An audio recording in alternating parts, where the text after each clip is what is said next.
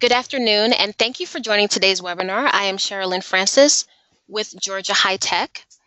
You can visit Georgia High Tech at www.ga/hightech.org. You can also tweet us at Georgia High Tech using hashtag Georgia High Tech.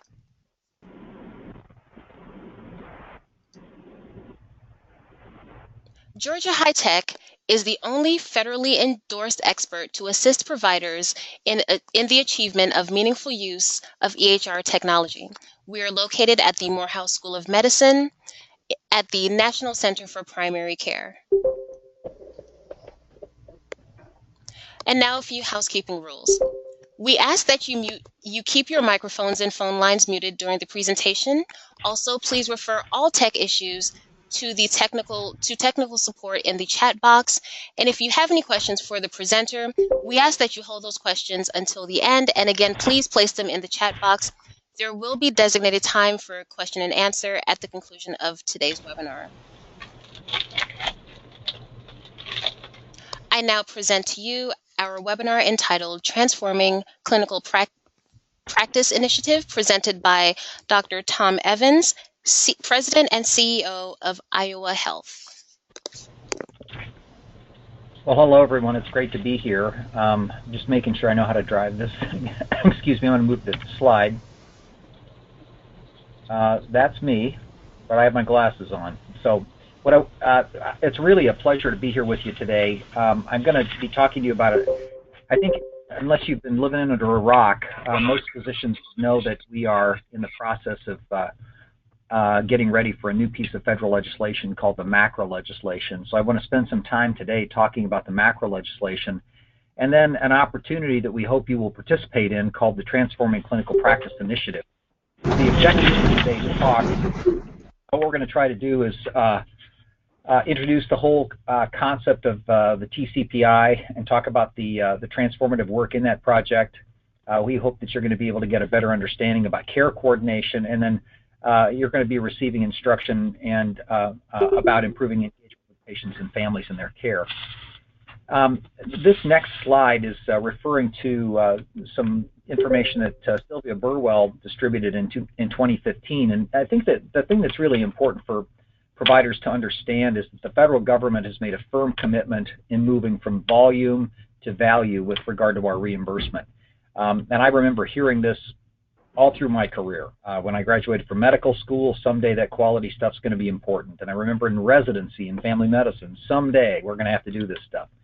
I remember in the 1990s when we were really kind of doing a lot of the managed care stuff. Someday this quality and safety stuff will be important.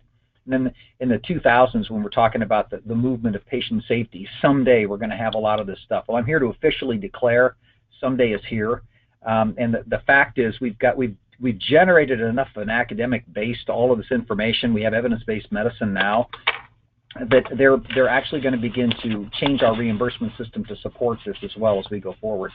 This slide from Sylvia Burwell basically says the federal government has established payment targets. They want to move us from volume to value, and they've established a timeline to do that. So with that, and how do they want to do it? This slide, at least on mine, doesn't copy well, but they want to alter the incentives to reward, our incentives to reward high-quality care. They want to find ways that we continue to share best practices to change the way we deliver care, and then to accelerate the availability of that changed knowledge to help us guide our decision-making. It's interesting that in the release, when this press release came out, this Transforming Clinical Practice Initiative was mentioned as a specific and key strategy in transforming the way we pay for care going forward. A little bit more about this change from volume to value. If you look at all of our fee-for-service payments, that would be the gray circle here. The federal government in 2014 established two goals. The first one is in 2016, they wanted to change the amount of our fee-for-service payments that were directly, that had quality measures, that they were directly linked to quality. They also wanted to create incentives for us to move into a risk-bearing arrangement, like an ACO type of a model. So what this slide depicts is that out of all the gray, which is the fee-for-service, the federal government's goal was that by the end of 2016, 85% of our fee-for-service payments would have quality measures linked to them so we can begin to look at value, and that 30% of our payments would be tied to some kind of a risk-sharing agreement, some kind of an arrangement like an ACO. And they want this to progress, so in 2018 they want that moved from 85% to 90% tied with quality measures, and from 30% to 50% of our payments tied to value-based reimbursement. I don't know if you noticed, but about a month ago, President Obama got on the air and celebrated that in 2016 we have already reached 30% of our payments tied to value-based reimbursement. So the federal government is rapidly moving toward changing our payment from not just how many units we generate, but how effective the units are going forward. You may have been around to recognize the sustainable growth rate. You know, we've been talking about this for years, and the federal government and I'll go back to the old slide here, but with all of our fee-for-service payments, the federal government has known that they needed to bend the cost curve for us. And I guess it is an important thing to kind of acknowledge here that when you talk about why do we need to do this, I mean, gosh, we're doing okay. Why would we do this? And the fact of the matter, and like I said, someday is officially here. Why is it officially here? Because we're broke. The federal government spends 20 to 30% more than it takes in every year, and we're about to take our current healthcare system that is inefficient and overwhelmed and overwhelm it with volume as the baby boomers come of age. So they recognize that we've got to move to some kind of a payment methodology that will be sustainable. This has been around for a long time. In the 1990s, as a matter of fact, in 1997, President Clinton introduced a piece of legislation that passed that was called the Sustainable Growth Rate. Many of you may be familiar with that. A gross oversimplification of that is that it basically said we're going to take all of the doc payments and we're going to reduce them by 2% every few years, so that by having less resource available, the physicians would actually work to embed performance improvement and they get more efficient. This didn't work very well. What happened was that the first time we came to one of our cost reductions, the physician world basically said, "Whoa, you can't do that. We'll have to quit taking Medicare patients." And Congress blinked the first time, and they said, "Okay, we won't reduce your payment 2%, but we're serious, and we will reduce your payment this percent and the 2% in 2 years. So the next time around, it'll be 4% reduction." So we avoided the speed bump. Well, you can imagine we come to the next speed bump, and the same thing happened. The provider community pushed back. You can't reduce our reimbursement. Congress again said, "Okay, but we're serious this time. Next time it'll be 6%. And many of you have been around long enough to recognize that we've been dealing with the sustainable growth rate thing in a cyclical basis about every 2 to 3 years, always kicking the can down the road. Where we are now is that piece of legislation, there's been much pressure to repeal it. And in 2014, when it was again due to go into place, the penalty for physicians would have been between 27 and 32%. Truly, that would have put us out of business. The feds knew that wasn't going to work. They had to come up with an alternative, and the alternative is the MACRA legislation. So the MACRA legislation, and it's interesting, before I introduce the MACRA legislation, it's important to realize that all the time with the sustainable growth rate that we were kicking the can down the road, we kept saying, the physician community, the provider community kept saying, if you could find some reimbursement methodologies that were tied to quality, now that would make sense, rather than just arbitrarily reducing how much you pay us. We're all quality people. So quality is how you should pay us. Well, they took it seriously, and that's where the MACRA legislation came from. So the MACRA legislation was passed it was signed by President Obama in April of 2015. It is the most bipartisan piece of legislation to pass in probably the last 10 years, as opposed to the Affordable Care Act. Remember, Obamacare, or the Affordable Care Act, was a Democratic House, a Democratic Senate, a Democratic President, and it's made for wonderful political theater for the last 8 years. The MACRA legislation is different. The MACRA legislation is a separate piece of legislation. It deals specifically with physician reimbursement, provider reimbursement, and it was passed by a very bipartisan vote. We had a Republican House, Republican Senate, and a Democratic president. The vote in the House was, I can't remember that one, but it was similar to the Senate in percentages, and the Senate percentage was 90-2. So this is a very well-supported piece of legislation. I tell you all that because don't expect this to go away.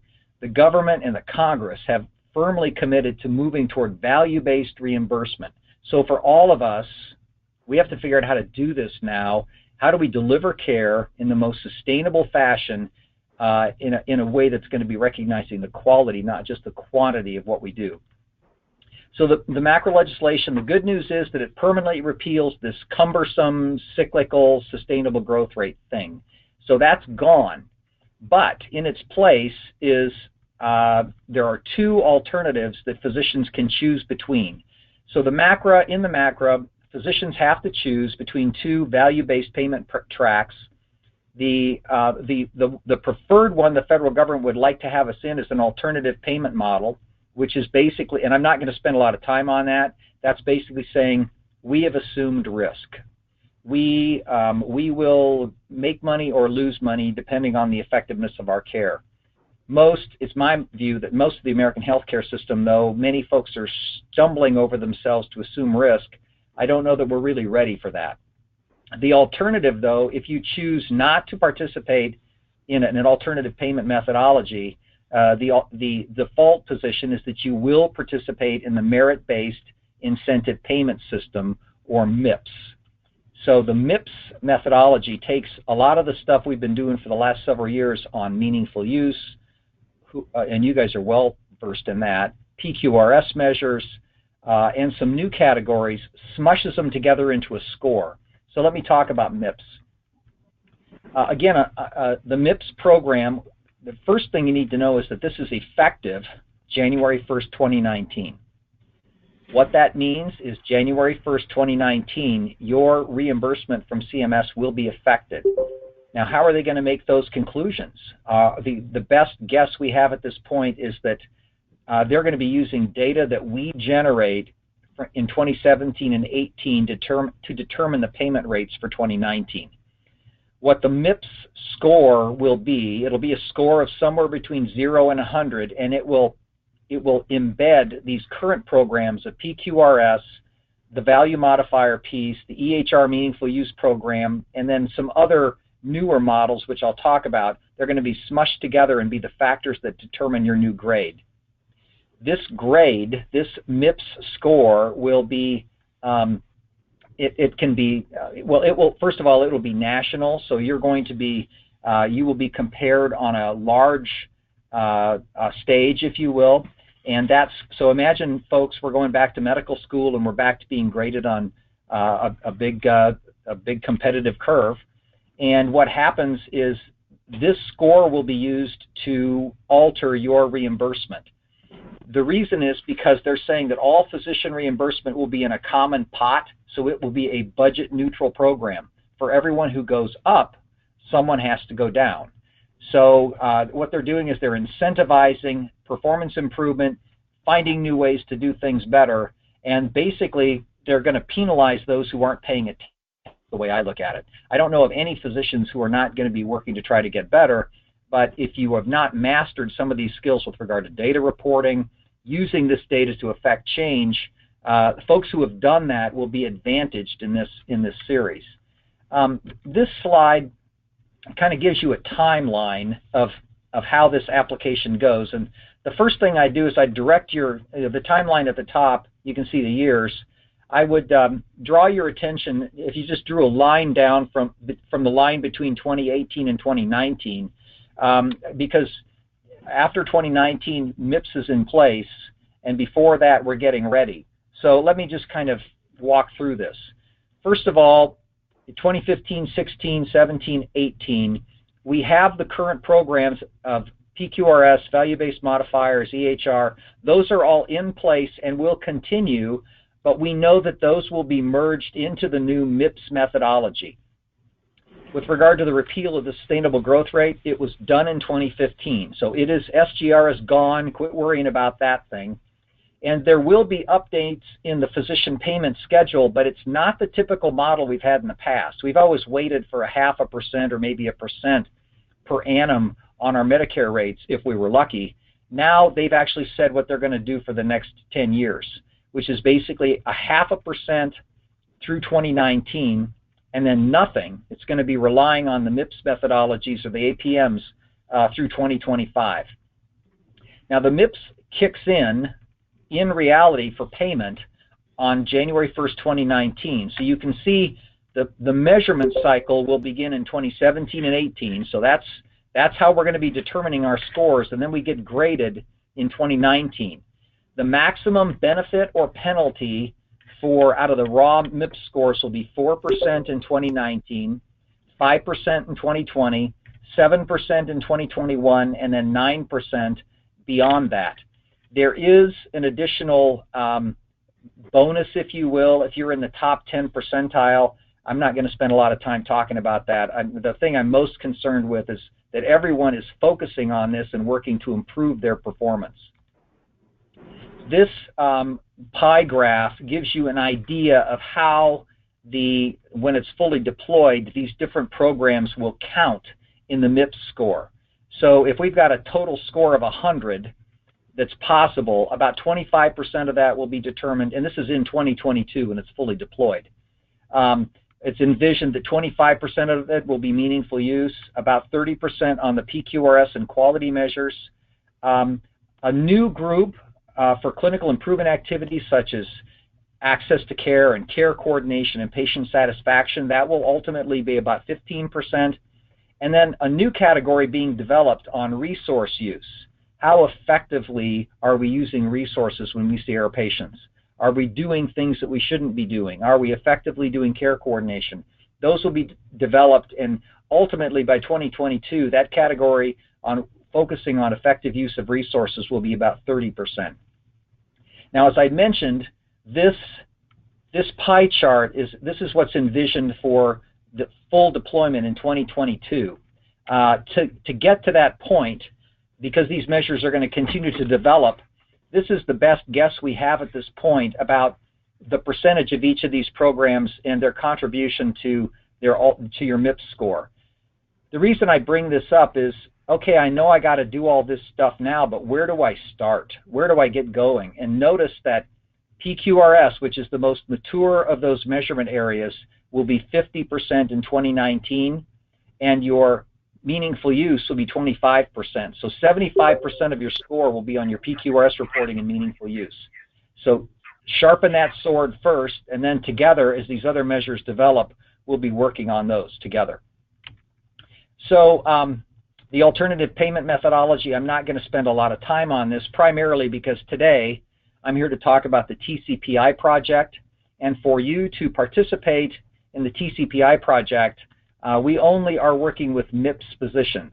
Interestingly, so what I'm going to be talking about is this Transforming Clinical Practice Initiative, which is a bunch of resources we can bring to you to help you improve your MIPS score.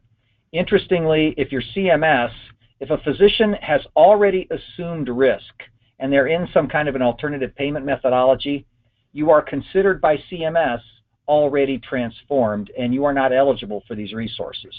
So again, the only point I want to make on the alternative payment methodologies is that this is an alternative.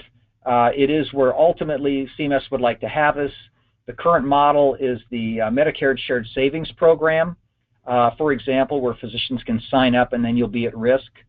So, but this is ultimately where they'd like us to be. The way we view this is that going through MIPS, and specifically going through TCPI to prepare for MIPS, is how you equip yourself to be successful in this alternative payment methodology. This next slide is, it's interesting.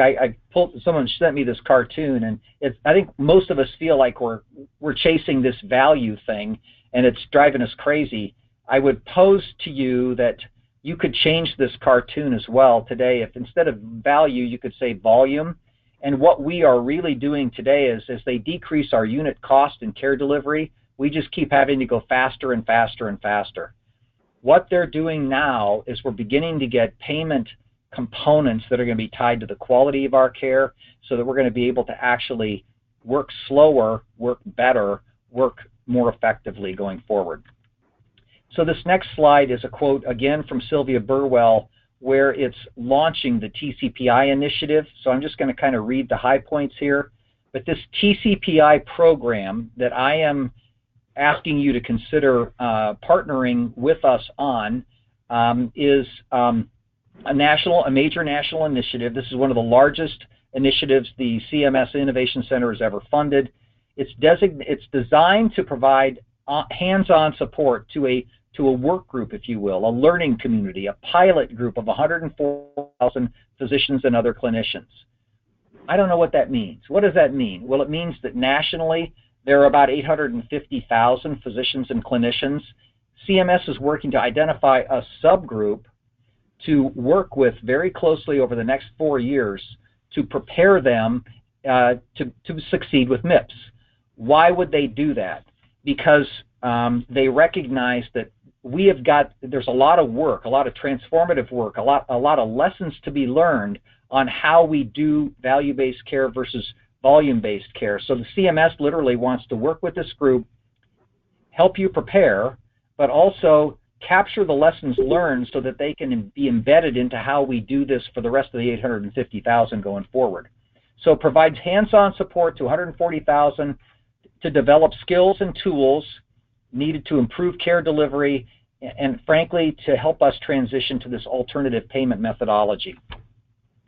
The model, basically the TCPI project is designed to closely align with the Affordable Care Act and with the MACRA legislation, both of which I've described already.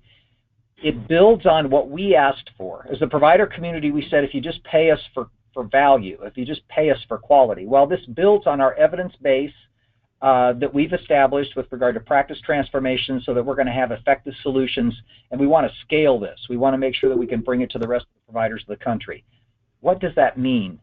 That means they're probably going to be changing our payment methodologies according to this.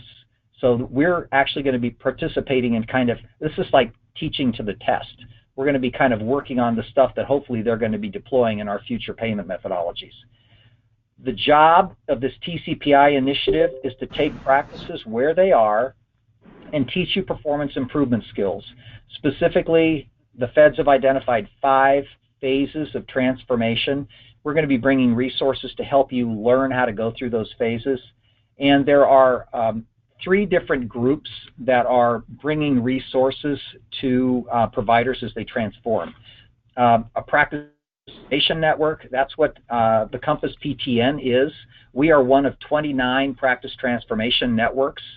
So, and those practice transformation networks sign up a group of providers and work with them to try to prepare them. We're on technical assistance to try to help you improve your MIPS score. Support and alignment networks, there are 10 of those. Those are large organizations like our specialty organizations, like the American College of Physicians or the American Academy of Family, Board of Family Medicine, or the radiologists. These are big organizations that are also in parallel with the practice transformation networks trying to help us move down this field. The other partner in this will be the quality improvement organizations, which have been around for 30 years, and they're going to be helping us not only align other resources to the community, but helping bring lessons and help us evaluate how effectively we're moving forward. The goals of the program, pretty simple on the slide here: support clinicians as they transform their practice, improve health outcomes for millions of Medicare and Medicaid and CHIP beneficiaries. It's interesting, though most of what we're going to be doing is an outpatient application, ultimately we want to reduce hospitalizations. And it's interesting that when you look at the world, the United States is 37th as per the World Health Organization with regard to overall effectiveness of healthcare, but we're number 1 with how much we spend, and we're not number 1 by a little bit. We spend more than twice as much as the next country, which is Denmark. The reason I'm saying that is the way these countries have improved and the way that they have a sustainable system is they have moved from an inpatient to an outpatient arena.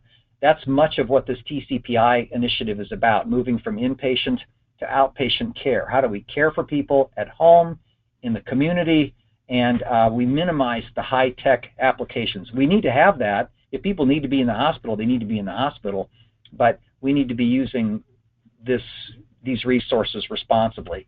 So reducing unnecessary hospitalizations, and then sustain efficient care delivery by reducing the junk that we don't need to be doing, the unnecessary tests, the unnecessary procedures, the rework, the duplication. This slide, I mentioned that there were the 5 phases of transformation. These are CMS's 5 phases of transformation. I actually, if I was doing this, would establish a 6th phase, which is you need to get started. So imagine a pre-phase here, which we would process map out how we care for something. Say I'm a family physician, so how I care for my diabetic patients. And what is the care process that I use in caring for those diabetics? It should be something more sophisticated than my nurse puts them in a room and I see them. But basically, how do we coordinate those resources? How do I identify that population and manage that population so I know where I'm starting from? And then it's basically performance improvement 101. Once we process map it out, we have to ask the question, how's that working for us? What can we do differently? We start setting some aims. And with those aims, then we'll begin to gather some data on the effectiveness of our care and go through improvement cycles. And say we go through this for 4 months, and then we look at our data and say, this change worked, but this one didn't. Let's change our process, tweak it, and then let's do it again for another 4 months. And as we go through those cycles of change, we'll start to see progress toward achieving our aims. And then we'll move toward actually hitting some of the national benchmarks as we compare ourselves with some of the others across the country. The vision is, as we learn how to do performance improvement locally, we will then be ready to begin to assume risk. There are many practices, many folks that are beginning to assume risk now without having this stuff really cold. It's sort of like saying you're going to play a football game on Saturday afternoon, but you didn't bother to show up for 2 days or work out. So we think that this program helps us prepare for thriving in that value-based world going forward. What is the COMPASS PTN? I am a family physician. I run this organization called the Iowa Healthcare Collaborative, and we are the primary contractor for this PTN. We partnered with several states, several other partners, to make sure that we had a large enough, what we felt would be best to have a large group that we were moving forward. So as you can see from the slide, you're obviously there with Georgia, and we are partnered with the Georgia Hospital Association Research and Educational Foundation. We have a lot of experience working with Georgia. The Iowa Healthcare Collaborative has been the hospital engagement network for Iowa, and we work closely with your hospital engagement network. We have great respect for your capabilities, great respect for your state, and we're really excited about watching you fly with it. But also we have some other states that are similar to us, Kansas, Nebraska, Oklahoma, South Dakota. This slide is now old. We now also have North Dakota, Minnesota. We're starting to sprinkle into a little bit of Montana, and I think we have a couple of practices in Oregon. Why do I tell you that? Because the way we've organized this, we really believe that it's important for, once this program is over in 3.5 years, that the skills that have been embedded remain local. So part of our job, COMPASS, is to kind of work with all of these states to try to make sure that we're all running the same plays, but we want Georgia's strategy to be Georgia's strategy. How do we embed this locally and make sure that we're able to move? This should be about how we deliver care here.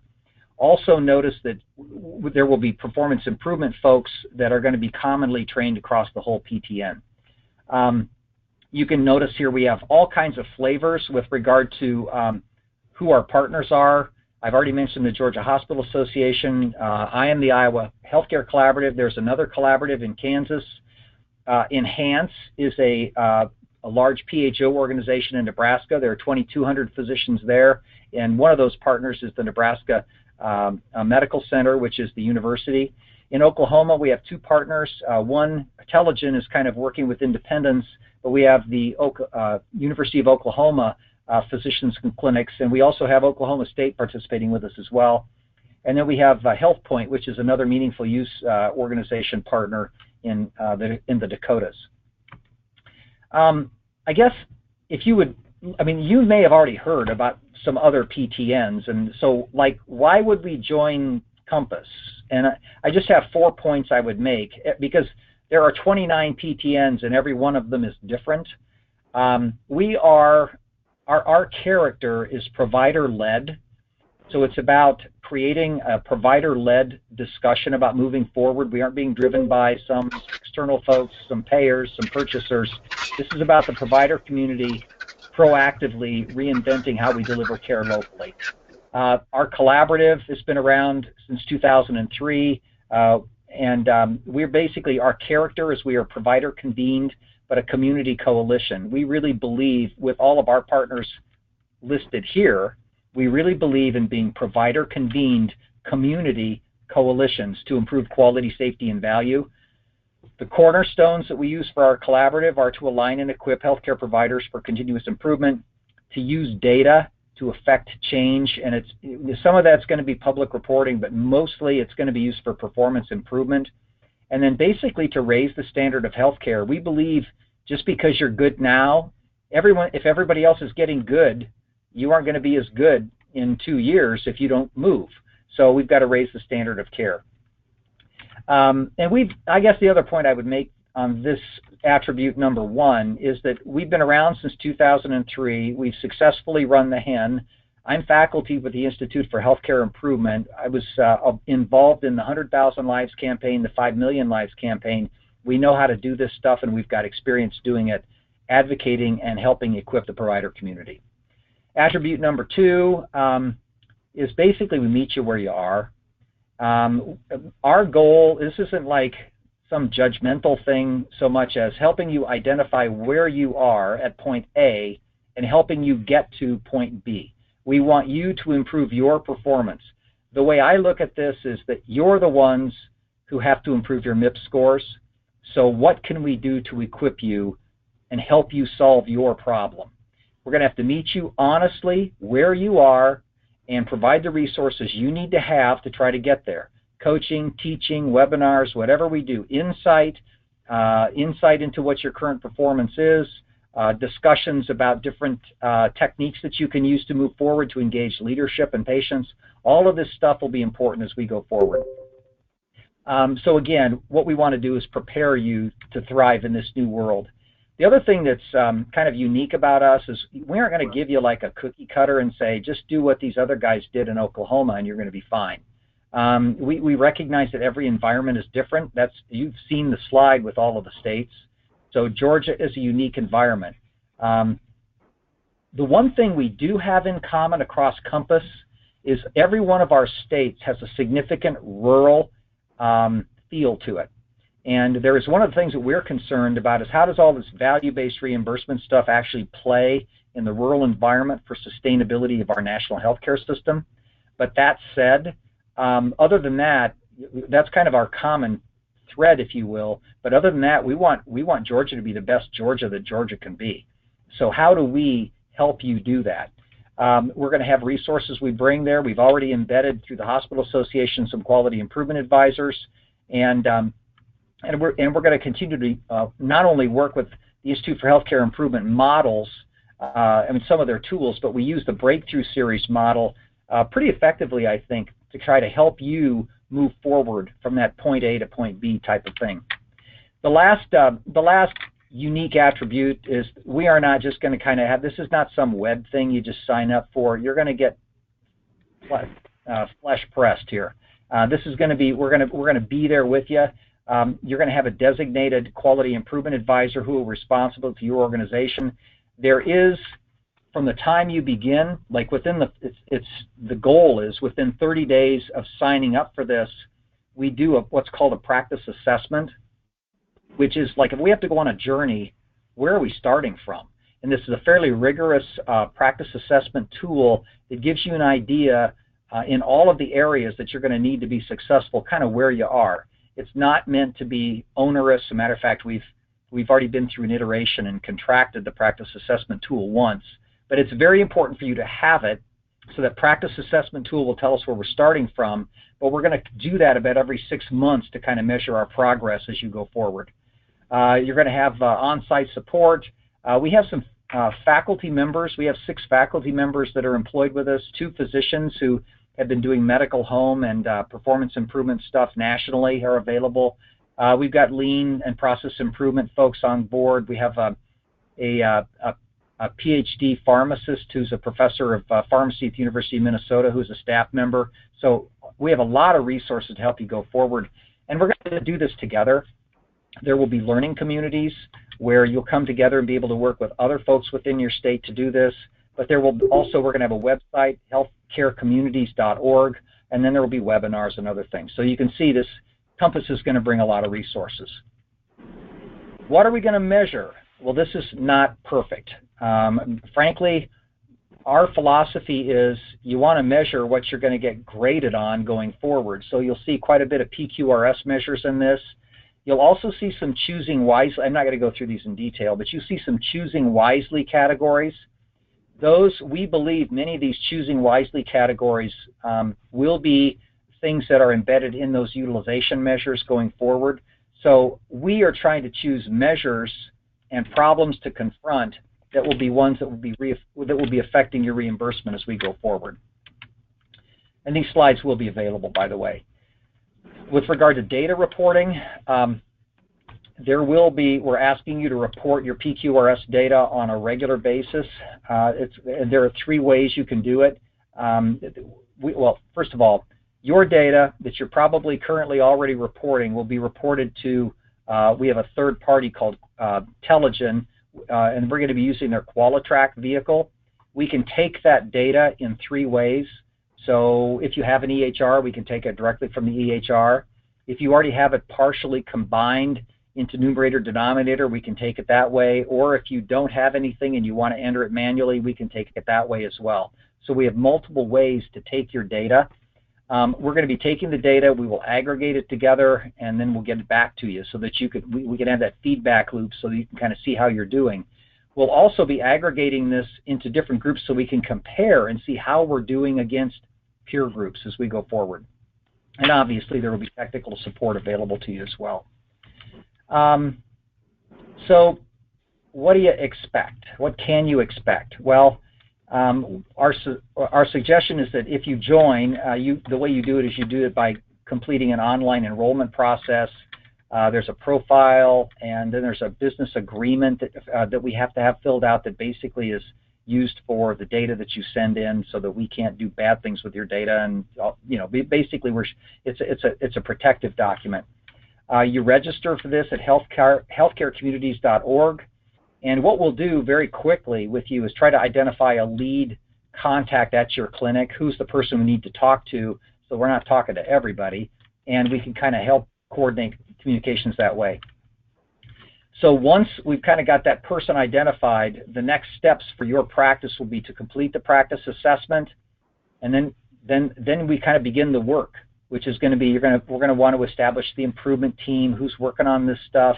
Begin to look at what do you have for processes, what aims are you going to set, what are you going to report, and then what we're going to ask you to do is once you kind of get that done, now we'll go together in 4-month improvement cycles. So kind of once we got a game plan, run it for 4 months, see what the data looks like, have a discussion with your improvement team locally. How's this working for us? I wonder, well, what if we did this different? Change the process, run it another 4 months. The deal is to try to get you to learn how to do performance improvement at the clinic level. We'll continue to track your progress and your readiness for MACRA. It's important for you to know also, though, this is an easy in, easy out program. If you remember that there's APM or there's MIPS. So once you get into this program, if you're preparing for MIPS, we can help you get ready for MIPS. But if you decide at any point that you're ready to take risk, you do not have to sell your children or anything. You just automatically will move you right out, and it's not a problem. So again, our philosophy here is this is here to prepare you for that game. So the summary of key benefits are that basically for you as clinicians, we think this is going to optimize your health outcomes.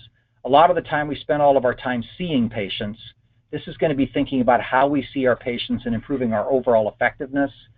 We think it's going to improve outcomes and safety for your patients. You're going to learn how to do performance improvement. So the whole point is this is going to help us achieve and maintain benchmark status. We've never had to worry about benchmark status before because if we just generated volume and submitted it, they paid us. It was paid at a reduced rate, but now our payment will be tied to the quality of the work that we do going forward.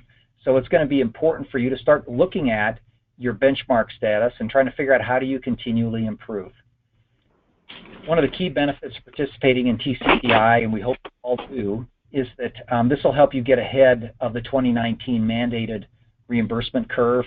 The way we kind of look at this, we've got 2016 to get our act together, to learn about MACRA, and to start trying to improve our numbers because the 2017 and 18 numbers will determine the 2019 payment.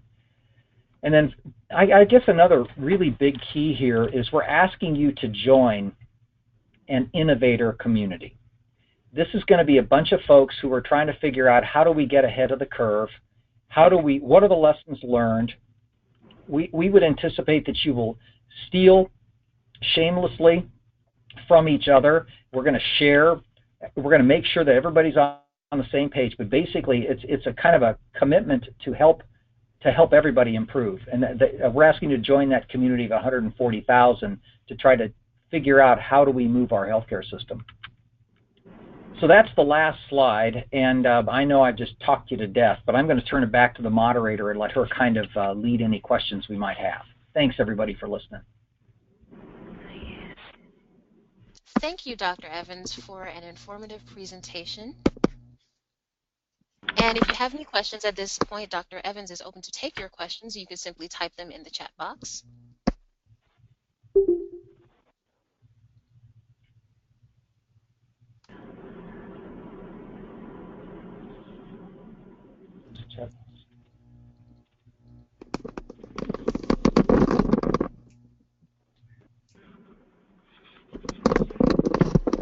And if there are no questions, that will conclude our webinar for today.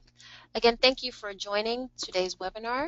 You will be able to access today's slides on the Georgia High Tech website. Again, that is ga-hightech-.org. You can also tweet us at Georgia High Tech using hashtag Georgia High Tech. The link to the slides is in the chat box, so I just posted that link. So you can access the slides from the Georgia High Tech website there. And again, if you have any questions, we are now open for questions. And Dominic Mack, I just wanted to tell you I'm fine. I saw your question.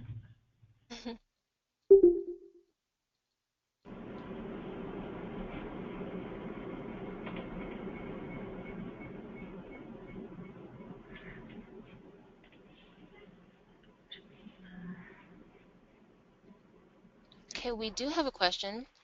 What is the deadline to join? Well, as soon as possible would be great, but we will. We actually believe that folks are going to be joining throughout this project.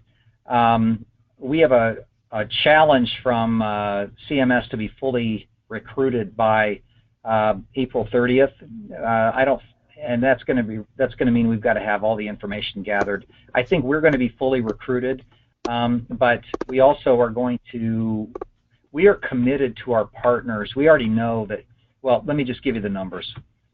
We are supposed to have 7,046 providers that we're working with over the course of this campaign. We have committed that we're going to go over that. We don't get any more money. We just are going to do it because it's the right thing. So we're anticipating at least a 20% overage on that. But you can join anytime here, but we would encourage you to join as soon as you can because we're kind of going to be moving out of the recruitment phase and into the execution phase pretty quick. So the sooner you get on board and the sooner you get your foundation laid, your practice assessment tool done, and your staffing kind of identified and your processes in place, I think the better off you'll be. Okay, we have another question. Can you provide additional detail on multi-specialty groups? Sure. I know I refer to I'm a family doc, and I refer to medical home in here as well, but the whole idea of the Practice Transformation Network is that it includes both primary care and specialty care. There are two practice assessment tools. One of them is for primary care, the other one is for specialty care, so even the feds are recognizing that we need to figure out how we do this differently. So multi-specialty clinics are very welcome and encouraged to participate. I mentioned already we have Nebraska Medical Center and we have University of Oklahoma. Both of those have a very high concentration of specialty physicians. I believe our recruitment at this point is about a 50-50. Thank you, Dr. Evans. If there are any additional questions, Dr. Evans is still available to answer your questions.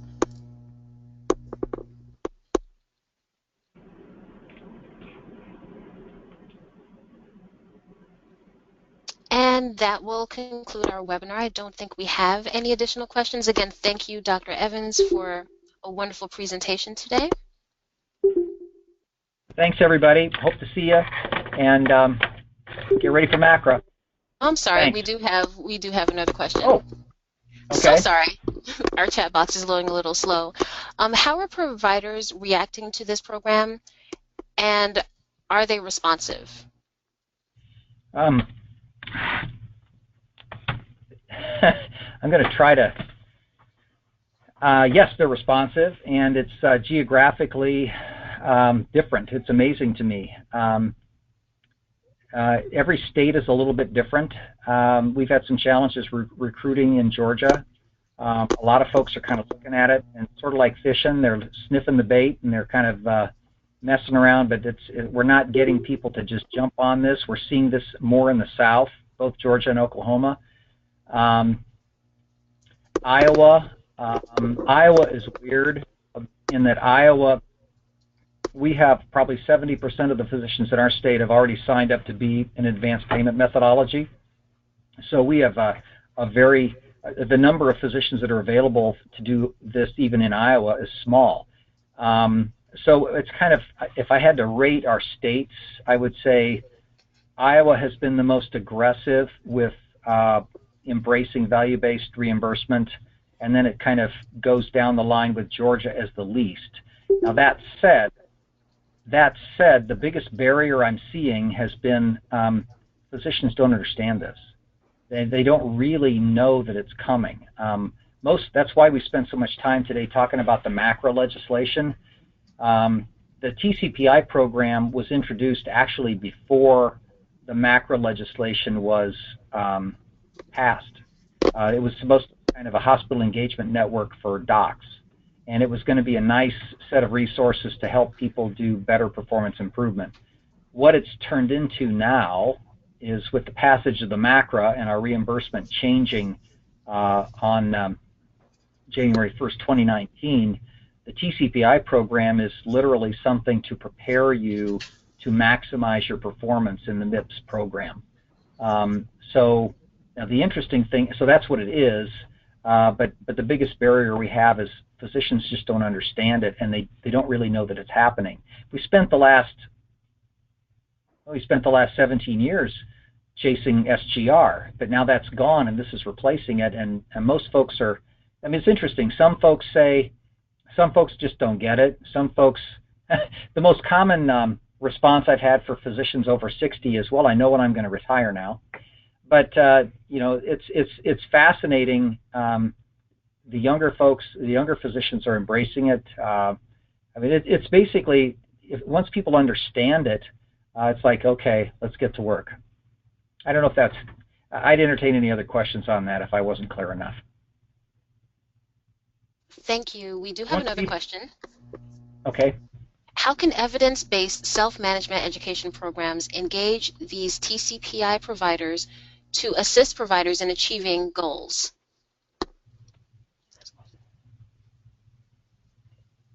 Okay, read that one again because there's lots of pieces to that one. Okay, so the first part is how can evidence-based self-management education programs engage TCPI providers to assist other providers, I'm assuming, in achieving goals? So the question is, I guess, if we're talking about self-management programs, are we talking about the patient self-management programs? Yeah, we can start there, yes. Well, I'm just, there were a lot of different pieces to that one. I mean, first of all, as we move to this value-based world, and again, I'm going to go back to kind of some of the different pieces. We're moving to a value-based world. We're moving from an inpatient to an outpatient world. We've got to help patients.